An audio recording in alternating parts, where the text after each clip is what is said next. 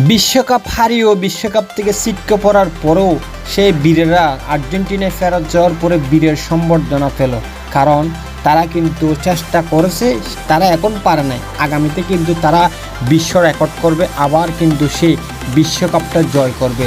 যার কারণে বিশ্বকাপ থেকে হারার পরে ছিটকে পড়ার পরেও দেশে ফেরত আসার পরে সেখান থেকে কিন্তু অনেকেই ফেরত আসে না। সেখানে কিন্তু তাদের নেতা বা তাদের যে মুখপাত্র ছিল যে লিওনেল মেসি, সে কিন্তু তাদের সাথে ফিরে নাই। তারা হয়তো বা অন্যভাবে ফিরবে, কিন্তু আর বাকি যারা ছিল 26 জন থেকে বাকি যে কয়জন ছিল তারা যখন দেশে ফিরছিল তারা কিন্তু ভাই দেখেন না বীরের মতো সম্বর্ধনাটা পেল।